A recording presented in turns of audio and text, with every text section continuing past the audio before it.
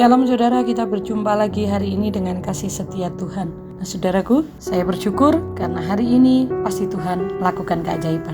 Yeremia 29 ayat 11 berkata, sebab aku ini mengetahui rancangan-rancangan apa yang ada padaku mengenai kamu. Demikianlah firman Tuhan, yaitu rancangan damai sejahtera dan bukan rancangan kecelakaan, untuk memberikan kepadamu hari depan yang penuh dengan pengharapan. Nah saudara, kalau kita mempunyai sebuah rumah yang sangat sederhana, tiba-tiba ada seorang arsitek yang datang kepada kita dan menawarkan renovasi rumah kita secara gratis tanpa pembayaran. Kira-kira saudara setuju nggak ya?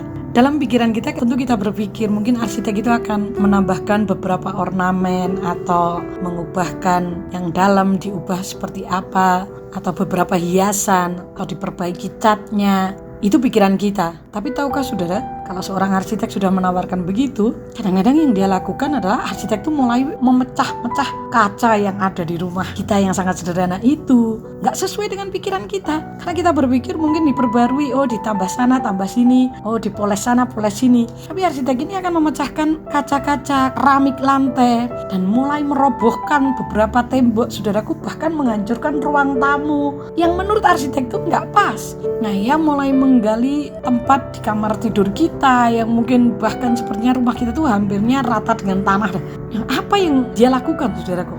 Banyak orang berkata kepada kita, ini bagaimana ini rumahmu hancur kayak gitu, kok gak karu-karuan. Bisa juga kita akan bertanya-tanya, bahkan kita kehilangan kepercayaan. Mungkin kita bertanya-tanya di hati kita, mau diapa ini rumahku kok dihancurkan kayak gini. Sampai mata kita melihat sang arsitek mulai membangun menara di 4 penjuru, meluaskan tanah sampai ke beberapa rumah di belakang kita, membelinya untuk kita, mulai membangun balkon, kolam renang, ruang perjamuan, dan ternyata dia bisa membuatkan kita sebuah istana.